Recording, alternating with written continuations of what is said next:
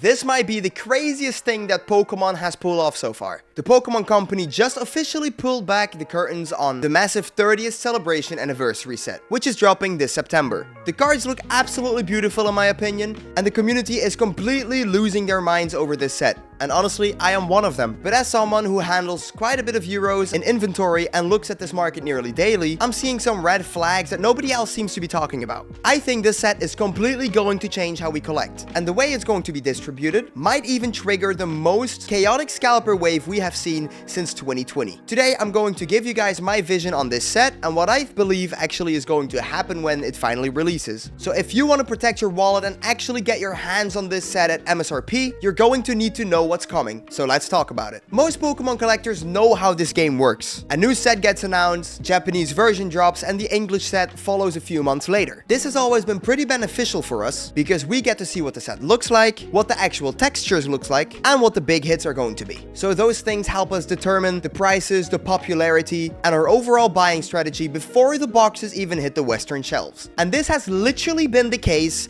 since October 1996, when the Pokemon TCG originally started. But I feel like this September it's all going to change drastically, because for the very first time in the last 30 years, this set is going to drop simultaneously worldwide on the exact same day. And in my opinion, that is a massive deal, because we all know this has never happened in the 30-year history of this game. Now on paper it sounds amazing, right? You're not gonna have to wait for the Japanese sets to be localized, and I agree that it's really great for the hype, but from a market perspective, this is definitely going to kill our crystal ball. In my case, usually as a vendor and a collector, I tend to look at the Japanese singles about 3 or 4 weeks before the English set drops. It gives me really good insight into where the price floor is gonna be and which cards the community actually likes. But for this 30th celebration alone, we are all going in completely blind from day one. On top of that, let's also discuss the premium tax on this set. Every single pack is guaranteed all foil, even the energy cards. And because of that premium upgrade, the Japanese booster boxes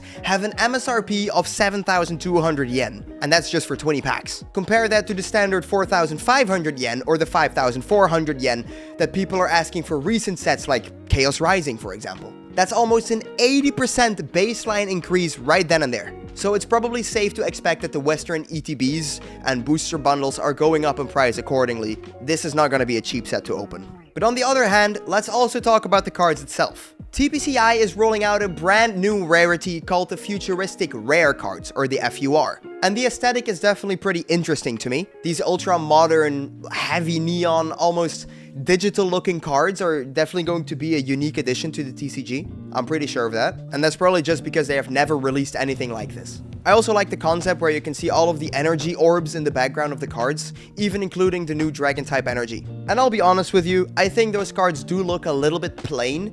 I think they're definitely a hit or miss, but I think we just gotta wait until we see the texturing of the card and we can actually hold those cards physically. And I think that's gonna be an extreme hit or miss for most collectors. Besides the new rarity, they've also built this entire set based off of day and night themes, which I find pretty interesting. Some cards like Lapras, Espeon, and Drifloon, they represent daytime. While on the other hand, Hisuian Zorua, Lycanroc, and Umbreon represent nighttime. And a little prediction for you, those beautiful Espeon and Umbreon cards are most likely going to be locked behind the Ultra Premium Collection boxes. So prepare your wallet for that too. Now something else that I think is really interesting is what they have done with our boy Pikachu. We all know that Pikachu is the main mascot of the whole franchise, so it's no big surprise that they're gonna do something crazy with Pikachu yet again. They made it so that Pikachu is in every single booster pack. There are 30 different Pikachus to collect, all illustrated by different artists. The Pikachus we've seen so far are all common tier Pikachus, but who knows, there might be an art rare Pikachu or even an SIR Pikachu out there. I'm currently guessing that all Pikachu will hover around the same price, but only time will tell.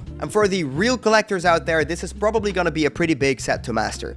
There are 128 cards total, and there are 30 secret rares, meaning that the card list is in total 158 cards big. It's bigger than Chaos Rising, bigger than Perfect Order, and it's bigger than Phantasmal Flames. And just like with the 25th anniversary set, they're also gonna do some pretty cool reprints. What they've shown us so far are a reprint of the original base set Pikachu, base set Charizard, the Team Up Pikachu and Zekrom GX card, the Darkrai and Cresselia top and bottom card, and they do fit the day and night theme pretty well. And we're even getting a Crystal Lugia from Aquapolis and Shining Celebi from Neo Genesis. Now for the proud people that are out there who currently own any of these vintage cards, do not worry, your cards are not gonna lose any value. All of these reprinted cards are going to be stamped with the 30th anniversary logo, so anyone is going to be able to tell them apart easily. If anything, it's just going to bring more eyes to the beauty of these vintage cards. And even with the inevitable scalper waves we're going to be able to see this summer, I have a feeling that Pokemon is going to print this set properly to try and meet the demand. But at the end of the day, I don't know for sure, and neither does anyone else. So here's my biggest piece of advice for you. Wait for the actual retail drop. Do not go buying this set for 150% over MSRP on early pre-order prices out of fear of missing out. Just be patient, let the supply hit the market, and just protect your cash. This set is going to be a historical milestone for sure.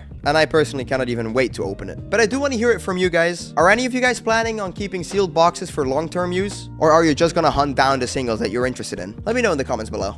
Anyways, like this video if it helped you out in any way, shape, or form. Feel free to subscribe if you're into this kind of content. And I will be catching you guys in the next Pokemon analysis. Yo!